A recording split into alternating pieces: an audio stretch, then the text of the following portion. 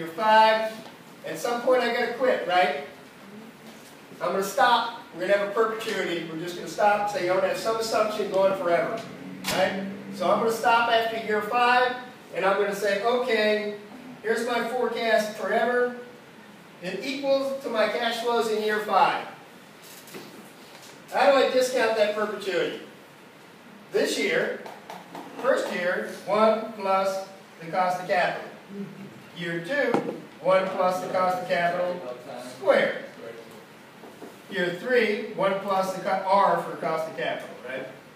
Cubed. Year 4, 1 plus the cost of capital to the 4th power. Year 5 divided by 1 plus the cost of capital to the 5th power. And year forever and ever infinity. What's the how do you discount a perpetuity? The cash flow. You divide it by the discount rate. Now, I've got no growth here. I've just got, you want some growth? Are you going to grow any after 5 years? 0 growth is okay, right? How do I get growth in it? Right here. You subtract the rate of growth from your cost of capital. So if your cost of capital is 10%, you cannot grow at 11%, the model explodes, right? You probably ought not be thinking you grew at 11% to infinity anyhow, because that's a somewhat ridiculous assumption. I'm going to suggest that you put in 2 or 3%. You ought to be able to grow consistent with the rate of population growth if the company is going to stay alive, right? But putting 0 in is fine too. So this gives me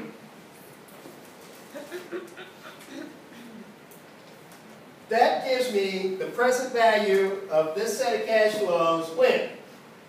5 years from now. So I got another step. I got to get it back today. I've got to take that and divide it by 1 plus the cost of capital to the 5th power. That gets me back to today. So now I've got next year, year 2, 3, 4, 5, and my perpetuity. I add them all up, and that's the total discounted cash flows to the company. How much do I get to keep as a shareholder? Wait up. What number do you have to divide on 1 plus the cost of capital to the 5th? This top part gives me the present value 5 years from now. So I still got to get it back today. I've got to do it it's the same formula as here. Okay.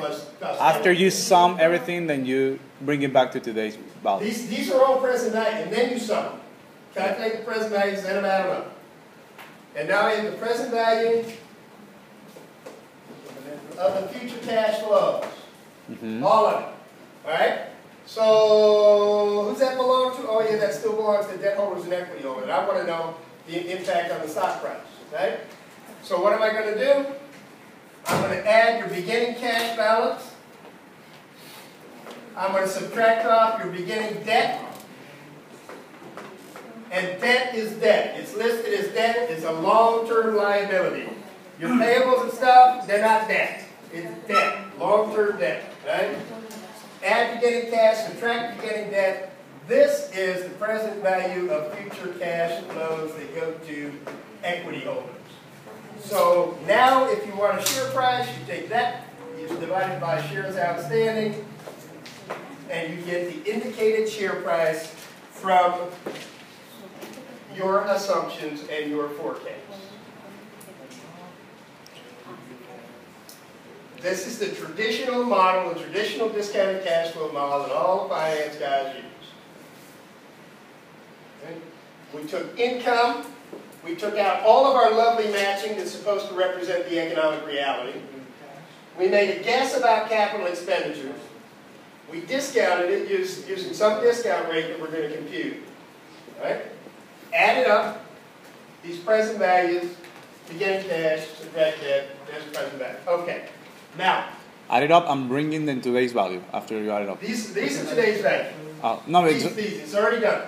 Then, okay. This plus that plus that plus that plus that plus that. Now, what you did that at the end, then we don't have to do it, right? Divided by 1 plus R. That makes it the present value. Right? What is the E over there after the F? Equity. Free cash flows to equity. Right? Because once we take this out, the rest belongs to shareholders, right? Okay. Now, we have a problem with this company. What's the problem? This is the problem. I got 34% of my assets in cash. Look at what happens when we grow this. We grow from 21 billion to 24 billion. You're requiring an investment in working capital that's doing what to make the company more profitable?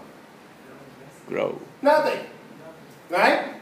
It's not productive. And you're requiring that you invest it. So it could be that the higher growth rate you give this company, the lower stock price you're going to get.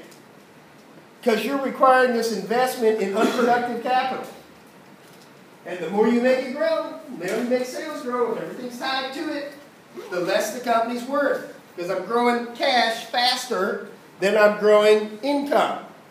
So how can I fix that? How can I fix that? My Intel group people that are going to have to do this.